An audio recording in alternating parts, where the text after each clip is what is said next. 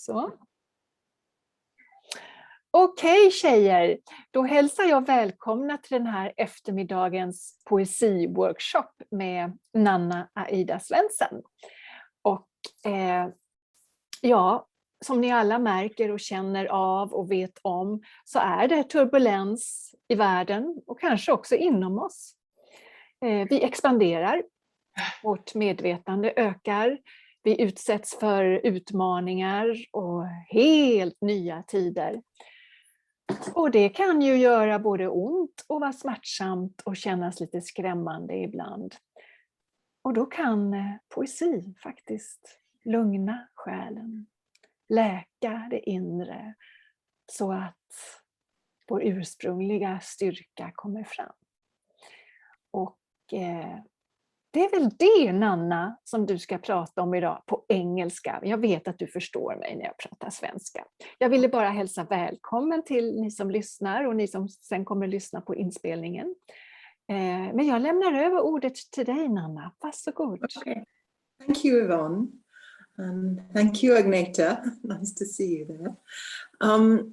I do just want to first of all say a couple of words about Yvonne. Yvonne, you are fantastic. Not only are you an amazing publisher and really, really, really supportive of your authors, but you're also bringing through all sorts of other works too. This, for example, I mean, you're constantly, one way or another, participating to lift up consciousness. And it's amazing. And I'm very grateful for being able to dance with you. And thank you very much. And Agneta, who has joined us here visibly, I'm thrilled to see you. We've known each other, I don't even know how many years now, but it's a lot of years. And have been sharing in this vision and this quest of making the world a more beautiful place, so that the heart can feel more invited to open here. And the poems I have in mind for today, and either one of you can step in with question or comment or interrupt the flow if you want, or let me know if I'm running out of time. All of the poems today. No, I have a question. I have a very short poem that I can read in Swedish and try to translate, which it's a short, but I absolutely love it. Why don't you start with that? Okay. So shall I take it in Swedish first then? And then I try to, yeah. It goes like this. Den heter Det är den drömmen. Det är den drömmen vi bär på. Att något vidunderligt ska ske. Att det måste ske. Att tiden ska öppna sig. Att hjärtat ska öppna sig. Att dörrar ska öppna sig. Att berget ska öppna sig och källor ska springa. Att drömmen ska öppna sig. Att en morgonstund vi glider in i en vik vi inte känt till. Very beautiful. Thank you. Väldigt vackert och djupt. Tack. Ja. Det är en norrman som heter, vad heter han nu då? Jag har glömt bort för tillfället, det kommer kanske. Do you want to just share the essence of that in English? If not each word? Well, it's about, I think it's a hope for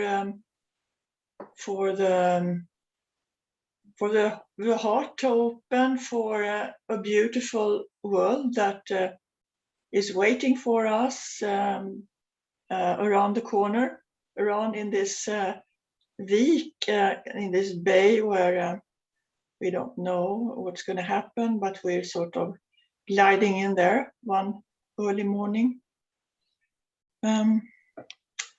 Gives me hope, and it gives me wonder, and I like the simplicity of it. Yes. It's very beautiful. Thank you very much, Agneta. Thank you. You're welcome. All of the poems I want to read to you today can be found in this book published by Yvonne, Cherishing Soul in Trying Times. And the thing about it is that it has the poems in Swedish as well. I'm not going to read them in Swedish, that's beyond me. I'm going to read because it has them in English and in Swedish. And there's just one poem, which is the one I want to start with. Oh, can you believe it? I went over to my big computer because I didn't think that this worked. And so now all my poems are at the big computer. So I'm going to have to go and get them. And I'm going to have to leave you with a rather inelegant movement because I'm on the floor and I have to get up. I close your window. Hold on, I close your window. Close my window. Thank you. For a second. Until I come back. Yeah. Thanks. But my computer is also very slow today. Förmodligen så är det lite energier här ute i atmosfären som påverkar oss. För vi har haft lite problem med både internet och datorer och sånt här. Och det är alltid spännande när man ska arrangera via Zoom. Händer alltid någonting. Och det är just det vi människor kanske drömmer om och förväntar oss och väntar på nu. Att det ska hända saker. Oväntade saker. Det gör det oss. Ja, det gör det. Och vi ska aldrig vara rädda för när det inte går som vi har tänkt oss. För det öppnar alltid nya dörrar, precis som du läste i din dikt, Agneta. Att våga ta emot ett annorlunda sätt att delta i livet på, som förvånar oss. Nu Nanna, nu får du skärmen helt för dig själv. And this one poem is an old poem. And some of you may even be familiar with it. Momentous Days. It's in this book, A Touch of Nordic Light. But I was in the shower and I suddenly could hear some of the words from this poem in my ear, and I thought that's a sign I'm supposed to read it today. And I wrote it a few years ago, but it seems to me to describe rather precisely the moment that we find ourselves in. So I'm going to read it, and you can see if any of it resonates with your experience, because as Yvonne was saying, they're very turbulent times, but there's also a very, very profound invitation in them.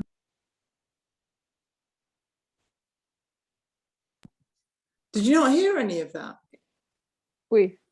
Just a second was gone.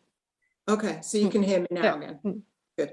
So these times, these turbulent times, are a very, very profound invitation, as was in Agneta's poem, as was in what Yvonne was talking about, for us to really profoundly connect with ourselves and our hearts and enter the cœur âge, the season of the heart age. And so I'm going to read you this poem and you can see if you recognize any of it. Momentous Days. These are momentous days. We are standing on a threshold between worlds. We are standing on a threshold between worlds, being challenged in ways we may never have imagined. The heart breaks and calls out for wisdom, compassion, freedom, healing, and love. Calls out for compassion, wisdom, freedom, healing, and love. These are momentous days. The world as we know it is wavering on the edge of disaster. What will we do? Will we cling to the outmoded in our lives, hold on to the habitual, even though it no longer is sustaining? Will we hold on to the old habits, even if they no longer sustain us? Will angst clutch our hearts, hold us hostage to ways of thinking and being a deeper part of us knows we do not want? Will we teeter on the edge of fear and love, or with trembling grace and trepidation, might we connect with the essential, connect with the essential, the creative, the perennial. Might we find and follow the path with heart? Might we surrender to what we love, and to what really matters most? Find and be the forms alone and together that nourish and support humanity. Might we start inhabiting the cœur âge and enter the season of the heart. So you can see if it resonates with you, but I'm feeling like we are on a threshold between worlds. And on the one hand, there are great mysteries going on all around us and events that seem much bigger than who we are. On the other hand, we need to be profoundly connected to our deeper truth and our inner truth, and know that we are the ones that can make a difference in our own lives. And so for me, that's the invitation. And that's, in a sense, what these poems are about, what Cherishing the Soul in Trying Times is about. It's about connecting and finding and living from that deeper place inside. It is, as Pinkola Estes, Jungian analyst and writer, was saying, it is about being a soul on deck. So you imagine that there's a boat and you are standing on deck, and a soul on deck shines its light so that other souls can either be guided by that or can awaken by seeing that light. So there's a profound invitation for us to become, I wouldn't just say souls, hearts and souls on deck, sharing our light. And that light includes the willingness to give name to the darkness and to allow the darkness. Often you don't recognize the light if there isn't dark around it. And all dark isn't bad. All dark, we need the holding of the dark to, like little seeds in the earth or like babies in the womb, we need some of that in order to grow. But what we don't need is the unconscious dark of old wounds and people who've been so traumatized and hurt that in order to survive, they have disconnected from their feelings, disconnected from their hearts, disconnected from empathy. So they no longer feel. If they don't have their feelings, if you don't have your feelings, you don't have access to your own deeper truth and wisdom or intuition. And you can see so much of the suffering in the world being perpetrated by people who have lost their connection to empathy, lost their connections to the heart. So we need to take our hearts back at this crucial, crucial time, I feel, in humanity, for humanity. And I have a favorite quote, and I'm going to read it it's by Howard Thurman. And I just think it has such accuracy to it. I read it when we were doing things around the intuition book that's also been published by Yvonne. It's an anthology. And it says, there is in you something that waits and listens. There's something in you that waits and listens for the sound of the genuine in you. It is the only true guide you will ever have. And so there's something about that, waiting until that deeper level of truth or guidance reveals itself to you. Sometimes it will seem to come in an instant. I have a clear sense of what's required. But sometimes it's more nebulous than that, and I need to go slowly enough to be able to receive the genuine sense of my own wisdom, my own inner guidance. and where it wants to take me. And so I cannot help but read a good old faithful poem, Listen Deeply, because you need to listen deeply for the soft voice of your own soul if you're going to find and reconnect with your heart. So this one is Listen Deeply. Listen deeply to the soft voice of your soul. It knows who you are. Even when lonely, how intimately you belong. Its wisdom resounds beneath the nagging of your shame, guilt, and fear. Its wisdom resounds beneath the nagging of your shame, guilt, and fear. And you always need to go deeper than the feelings of shame and guilt and fear, because they're not your deepest essence. They're not the deepest truth of who you are, and they do not contain your deepest wisdom. So if you're listening for the soft voice of the soul, you need to go deeper. Its wisdom resounds beneath the nagging of your shame and guilt and fear. The tender presence of your core brings solace when needed, a sense of rightness when remembered, communion when close. The sound of your original voice calls you to essence over and over again. Sometimes with such vital vulnerability, you would weep. Sometimes with fiery ferocity, it requires you to awaken. Sometimes with much softness, it calls for your surrender. Yes. Listen deeply to the gifted grace of your soul, and in the listening,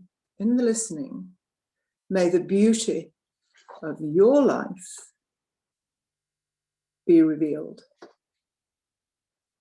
And in order to do that, you have to take the time to do that, to listen deeply, and to let the deeper part know that you are willing to receive its messages.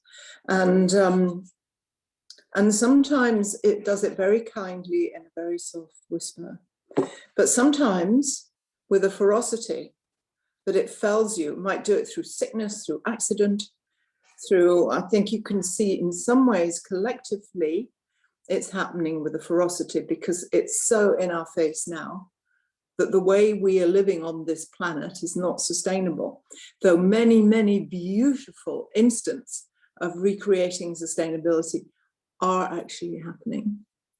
And so there's a real profound need to really rethink, what are we sourced in our lives? What are we really deeply, profoundly called to? What brings the soul joy? And sometimes joy can show up as grief, because what it basically is being willing to recognize the genuine. And if we can't speak about what we're grieving together in this world, the loss of habitat, the loss of species, the loss of freedoms, the loss of the freedom to speak out in many cases. If we can't speak of the loss, we can't begin to uncover and find the voice that's deeper than that might be able to participate in new and creative ways. So it's crucial to listen deeply and be able to receive yourself, whether that's in anger, grief, or whatever energy it is. Sorry, I have to blow my nose now. Be willing to receive yourself. And it's not in any of the books, but it's a poem I read recently that Yvonne seemed to rather like, Anger as a Messenger. And being willing to receive yourself also has to do with being willing to receive feelings that might be difficult. And I recognized for a while that I was going around feeling angry. Anger is a messenger from the soul, and we need to see what that message is trying to tell us. And what that message was trying to tell me was that I was letting myself be too confined by my way of thinking about the world around me and by my way of thinking about myself too. And so that recognizing that anger was very useful. And so here is an angry poem. And anger does sometimes have aliveness in it. It can be very destructive, very detrimental if it's sourced in old wound, reactivity, manipulation, wish to abuse, wish to violate. It can be very, very damaging. But I want to recognize that can be true, but also can be a deeper truth or a deeper power in recognizing that feeling of anger, not necessarily acting on it, but recognizing it. Cry from the heart. Anger is a messenger. Oh, I am angry today with aspects of the world and aspects of myself that keep me confined to a life too small for aliveness, authenticity, and joy. Yes, anger can be dangerous, damaging, violent, vengeful, and toxic. Unlike toxic anger, which is all about mind without heart, or old emotional wound, reactivity, or rage, and when acted upon, fragments the heart, destroying love and joy, and when acknowledged, can be a potent source of, when not acknowledged, can be a potent source of depression. Wholesome anger has an aliveness to it, an authenticity beyond all that. It is imbued with life-affirming force coming from the core. When it is conscious and the soul's best defense, not the ego's, but the soul's best defense against something detrimental, it can be healing, creative, necessary, and wise. Wholesome anger can be an act of compassion, a form of awareness, emotional intelligence, and strength. It is not about imposing one's will onto others. It is a cry from the heart, a setting of a boundary that sometimes takes the form of a no that is not negotiable. No to abuse, no to rape, no to manipulation, no to harm, no to false narrative. Anger is a messenger. It's a messenger, if we're willing to receive it, a wake-up call, requiring compassionate inquiry. What is its source? And what is it trying to tell us? So, there you are. And you see, I think that one of the reasons that we don't stop, that we don't listen deeply, is that aspects of ourselves may come up that we don't think we should have. Shouldn't feel anger. Shouldn't feel unhappy. We're supposed to be up and buoyant and active and participating, being good, and soul in the culture's definition of that, even if it doesn't really serve us well. So I have to quote Mary Oliver. I often do. I love her, from Wild Geese. You do not have to be good. You do not have to be good. You only have to let the soft animal of your body love what it loves. So this whole idea of cherishing the soul in trying times is actually about a softening. It might have anger, but it's about a softening into ourselves, into our hearts, a softening with one another. And I'm seeing which poem now. You know, I never read them in the order I think I'm going to read them. Can I just ask you a thing? Anything. Yeah, because all your wisdom and all your creativity in your poems. Can you just tell us a little bit about your process when you are writing those poems? Because it's such a force, such a power. I will. It requires a sip of tea in order to do.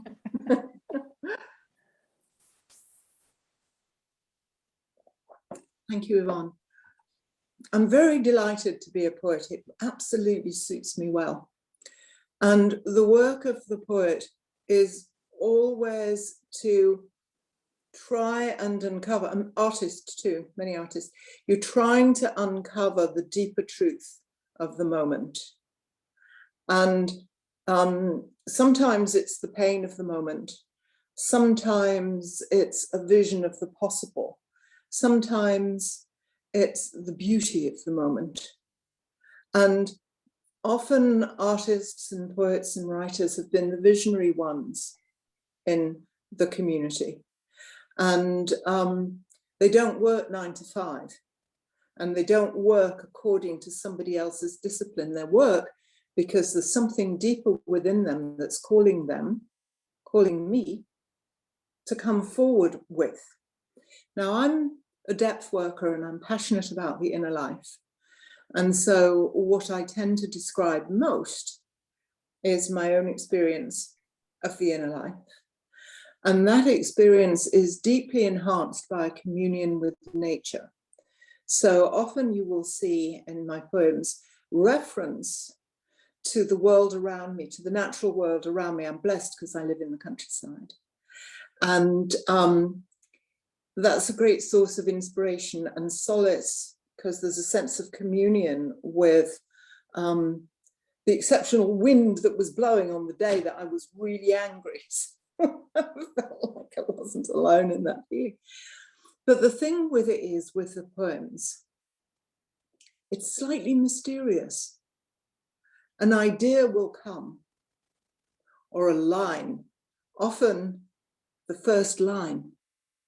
And then I get my notebook, get my pen, and off I go, and I don't always know what I'm going to write.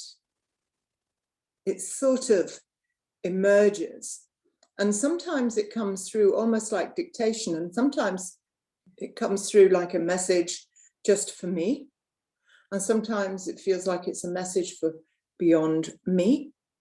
And I do have this sense that we are all fundamentally, profoundly connected to all that there is. And so very often, the more deeply and accurately a personal experience can be described, it will probably, if it's described well enough, and I'm not saying I'm describing it well enough, but if it's described well enough, we'll find its resonance in other or some other people's experience. And so for me, there's huge relief when I find my experiences described in a poem. There's often a surprise. Where did that line come from? And then there's some editing work and refining and making it better. But really, it's a mysterious process and it requires time. When I'm very, very busy running around the supermarket and out there and doing things all the time, I don't get a poem. It's not the source of creativity for me. I need to be still. I need to be listening deeply. And often they come first thing in the morning, after the meditate and the first cup of tea, and before I'm even up and dressed and in the day, when I'm still in that between the world state in some sense and haven't taken on the garb of everyday life yet. Does that answer you at all? Yeah? So having said that, I think we need a poem that speaks a little bit about the nature around us, just a little bit. It's a short poem. Oh, that's the wrong one. Where's it gone? Here it is. Season of Letting Go. See if this question resonates with you. A damp and grey day, mounds of raked leaves on the lawn. A cluster of red apples holding on to a naked tree beyond their time. this is the season of letting go. I find myself in wondering, what am I holding on to well beyond its time? What are you holding on to beyond its time? I find myself in wondering, what are we holding on to well beyond its time?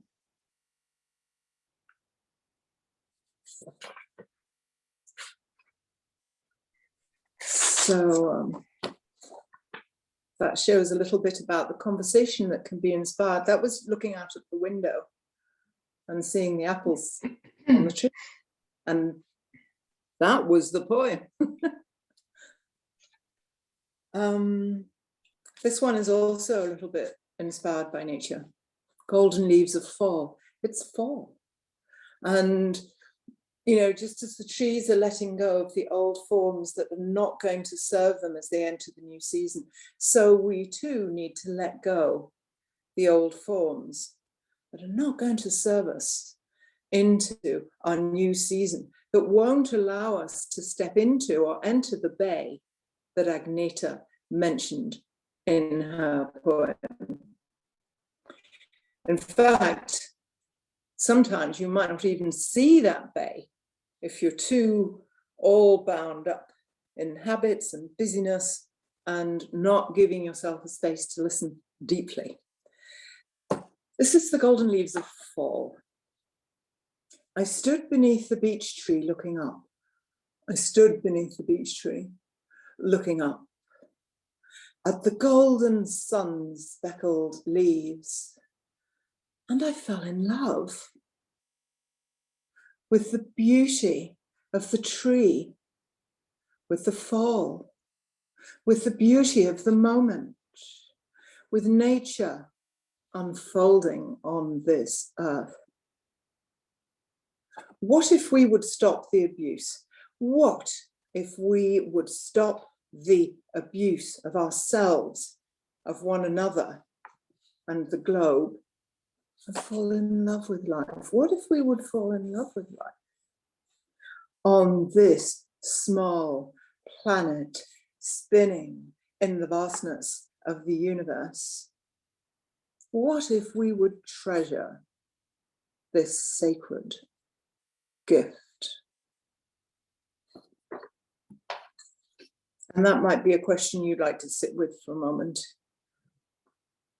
What are the implications for you of treasuring the sacred gift of this planet, your life on it? And what gets in the way of that? And things get in the way of it. Fear of losing one's job, fear of other people not agreeing with you, fear of being alone in your community. Fear is often the big piece of what gets in the way of it. Or so busy you don't have an opportunity to think about, how am I going to think about, I've got the kids, I've got the food, I've got the shopping, I got the house, I got the husband, I got all these things I have to attend to. How on earth am I going to find a moment? Oh, and I must go to the recycler, by the way. And I wish I didn't, because I left it all at home and I got to go home and get it and go. And then I got to use my car. Oh God, now I'm polluting. I mean, talk about overwhelm. When are you going to have a chance in that kind of overwhelm to slow down and figure out what really matters to you? What are the priorities in your life? And what do you need to do to treasure them? So I think we're living in an incredible moment where it really matters individually and collectively what we choose. And not just what we choose to do, but how we choose to live our lives and how we choose to do that moment to moment. Is any of this resonating with you, lovely ladies out there?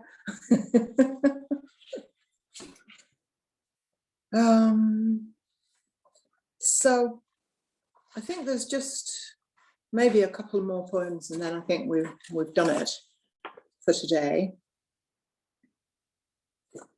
And Let's see. You can see if you recognize with this experience at all. So if you've ever had the experience of waking up at 4 in the morning, worried, and not finding it easy to go back to sleep. This is called a sudden ray of light. And this was also, there's an apple tree in my garden. I'm very grateful to that apple tree. It's hugely inspirational. So believe it or not, there's apples in this poem too. A sudden ray of light. A cold wind in from the north, the day gunmetal grey. Most of the leaves torn from the apple tree, but not so the apples. They linger still, rosy faces shining through the drear, even before a sudden ray of light comes to further illuminate them. And I am reminded after a night of the worries and the woes, that for all the fear, there is beauty too. And to trust the light now shining through the gloom, to trust the light now shining through the gloom, gracing those apples, and now gracing me. So I would wish upon you all an apple tree, and if not an apple tree, a bowl of apples and conversations with apples. So where are we? Do we do one more, or are we full now? One more. All right. So what is it going to be? Here it's going to be sip of tea.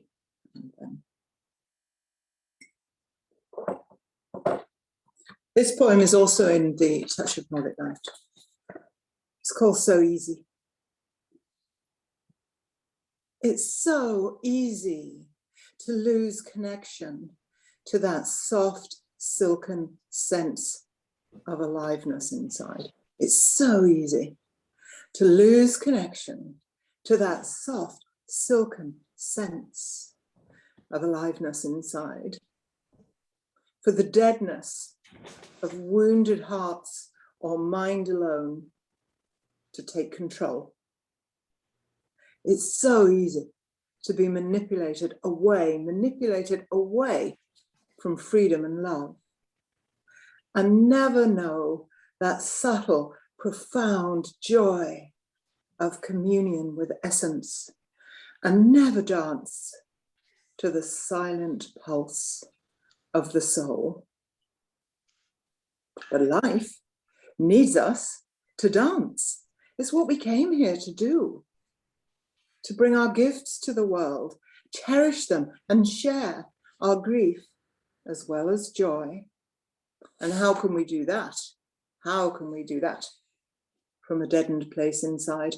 How can we celebrate the vital if we cannot find it and cherish it and live it?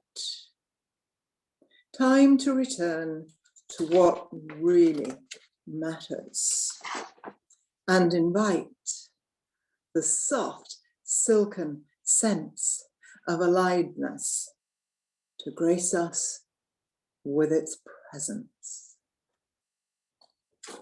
So, my darling, my darlings, that's the work. Invite that soft, silken sense of aliveness to grace us with its presence. Hi. See, some of Hamida has just joined us. Hi.